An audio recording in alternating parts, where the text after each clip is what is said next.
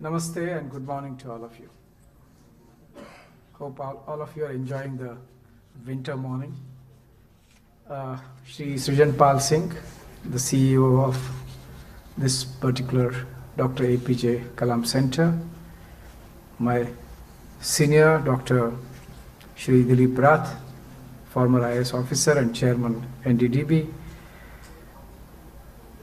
Srimati Anuradha Mal, CEO Gujarat State Disaster Management Authority, Shri Anuj Dayal, Executive Director Corporate Communications Delhi Metro, other awardees, distinguished students, ladies and gentlemen.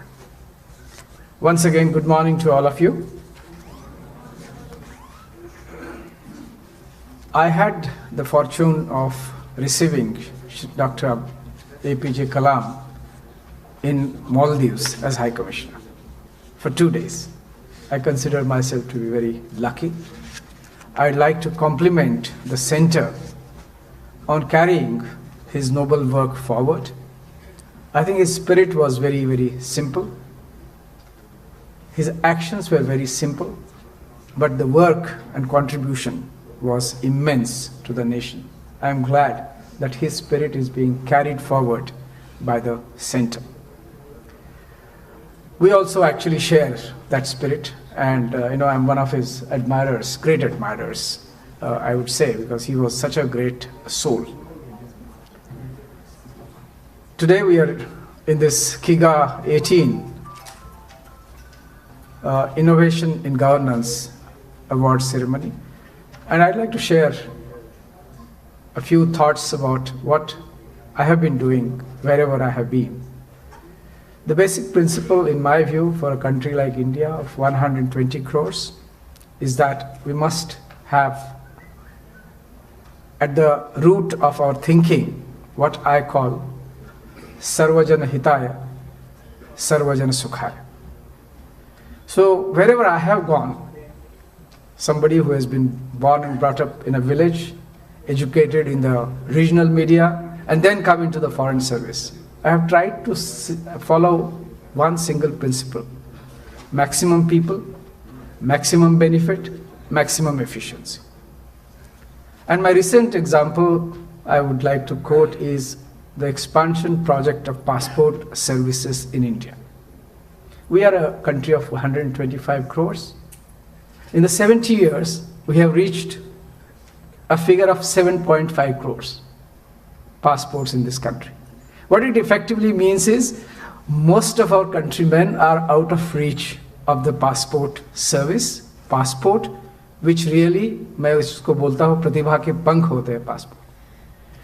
So when I came here and met my minister, Honorable Sushma Swaraj, and I asked her what are our priorities, ma'am, she said that, well, quickly open these 4 centers. And my counter question to her was, ma'am, every day so many MPs are writing to you for opening new passport offices. Why is it that you have to say that we will be having camps and melas and eventually we'll open the passport offices? Let's start opening. And that's when the concept of Post Office Passport Seva Kendra in the country was created. Today, we introduced 3 things. One is we made the passport process very simple. The date of birth requirements, very simple. For single parents, children of single parents, everything very easy. Sadhus and sannyasis, very easy. Children in the orphanage, very easy. And the barrier was a police verification. So we said if you have PAN card, Aadhaar card, election card, straight away, no police verification, it will continue to happen. Meanwhile, you get the passport. In 1 month, we saw a jump of 50% in the applications of passports in the country. So that was one major step. The next was, there was a time when a person from Indore would go to Mumbai and a person from Belgaum would go to Chennai for his or her passport. We wanted to change that, and we decided that we must reach out to people where they are. And then came the policy of opening 251 new passport offices in the country before March 18. That is before, the next 2 months are over. Today we have opened 60 passport offices just in the last 6-7 months, and remaining one we are aiming to complete before March 2018. What it means is we are moving towards a policy where for every 50 kilometers there would be a passport office.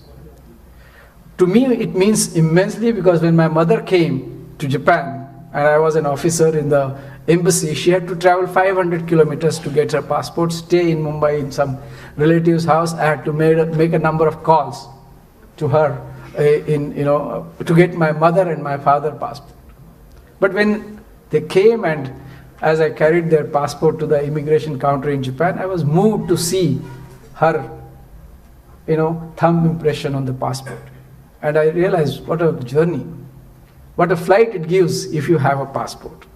So this journey will continue. So the spirit essentially is that of public service, not people oriented, but pro-people service. Another example that you must have heard, MEA these days rescues people, helps them abroad. Minister of External Affairs herself is a tweet away for anybody who wants to seek her assistance. And I can tell you today, India would be one of those rare countries which has pledged that no countryman of ours will be stranded anywhere in the world for whatsoever reason. No countryman of ours will be in a distressed situation anywhere in the world, any corner of the world. We have now the ability and capacity to rescue every Indian from wherever he or she is. Two-pronged policies. One is evacuations during the war or war-like situations. We now invariably evacuate our people, and I'm glad to say that in the last few years, more than 90,000 Indians have been rescued from war-like situations, all at government cost. But I'll go a step forward. In peace situations, a lot of people are in stress. There are people in the prisons, people need emergency medical assistance, people starve sometimes, there's no food. Now I can assure you that through our Community Welfare Fund, Indian Community Welfare Fund or ICWF, we can take care of every Indian everywhere. And in the last 2 years or so, we have helped more than 110,000 people who have been in distress situations, primarily in the Gulf countries. So today, whether it is a student Indian student in Australia, a maid working in the Gulf country, or a student or an Indian person stuck as illegal in Canada, nobody will suffer on account of want of food or want of shelter and emergency assistance. And no mortal remains will remain unattended anywhere in the world. So that is the second, and this could happen because we have liberalized the rules, we have simplified the rules, we have made it more comprehensive. There is no aspect of the welfare of Indians abroad has been unattended. Everything has been taken care of. But I told you these two examples as the work in government. I'll tell you another small example. I also feel that the spirit of innovation is not a thing or a product. It is the spirit of mind. It is the very approach. It is our very nature. So it has to reflect in all aspects of your life. For example, I think outside the office also, I have certain responsibility. I'll just give you one small example. I come from a small village in Maharashtra. I joined IFS, maybe by chance, accident, whatever it is. When I come to Delhi, the first thing that I see is we get a cultural shock. We don't admit it. It's our own country. People can't speak their language. There are no social community support. You feel alienated. And then, the trappings of New Delhi, that you have to work very hard here to survive. So what I did, and also I see that people who come into the service essentially lose their roots themselves, and certainly their children. So when I came back this time from New York, I decided to do something different. I brought together all the officers from Maharashtra, whether they are from the Maharashtra cadre or all from all over India, working in different parts, but currently working in Delhi on one informal platform. We call it Pudche Paul in Marathi, which means the next step. What do? We provide community support to our officers. We provide them with information support, but we also have innovative schemes so that they can contribute to their home state. Once again, they can help expedite the projects from the state in New Delhi. So a number of initiatives, I'll mention two. One initiative we have it is called Khasdar Mitra, or a friend of an MP. One officer serves as a friend of an MP from Maharashtra and gives him all the assistance on a voluntary basis so that the MP is effectively able to function in New Delhi. The second scheme we have launched is that there is something called Member of Parliament's Model Village scheme. We said, why not officers do it? And we have encouraged each officer coming from Maharashtra to adopt one village. We call it Adhikari Gram Dattak Yojana. So that once again, and the expectation is very simple, the officer should go 2 to 3 times to the village, understand the problems for his own sake, and if he can contribute by building bridges between the locals and the people in the governance and help schemes to be implemented in the simple but very effective. Also, the idea there is those people who themselves are from rural areas and want to give back but have lost their roots are reconnected. So this is, the spirit must carry outside the home work also of innovation. And last example I would give abroad. I was working in New York, and a common criticism of public, both American and Indian, was that the embassy lives in its own ivory tower. They don't bother about us. They have nothing to do with us. We have no access to the consulate. I said this must change. So one day we decided that rather than people coming to the consulate, let's go out. And I introduced a scheme called Consulate at Your Doorstep, whereby under the 10 states under the jurisdiction of New York Consulate, every month we will select one state. I'll take my entire officers and staff there for 2 days. They'll stay there, and for 2 days they'll hold intensive communication sessions with the local governors, mayors, MPs, MLAs. Then they'll also engage the NGOs, media, as well as common public whose services are to be rendered for passport, visa, OCI card, or whatsoever, attestation, etc., etc. And the feeling that, and simultaneously we started a number of initiatives within the consulate so that people feel confident that they can come. And we launched a campaign also, Consulate at Doorstep.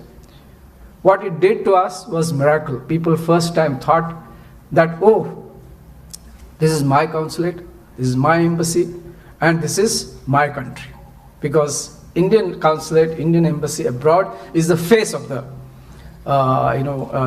face of India itself abroad. So these are some of the things that I have been doing, and I intend to continue to do things. The spirit is very simple. How innovation has been defined in the Indian context, there was a Vidwan called Rudrat, and he said that Nava Navonmesh Shalini Pradnya Pratibha.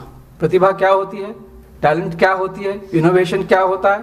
कि जैसे हर पल, हर क्षण कुछ न कुछ नया, सकारात्मक, अंकुरित हो, that is, उस तरह की जो प्रज्ञा है, उसको हम प्रतिभा कहते हैं. तो constantly 24 hours, 24/7, innovation has to be us, and we need to be innovative all the times. That's the only way we can serve our great nation, India. Thank you very much for inviting me here. And thank you. Thank you so much.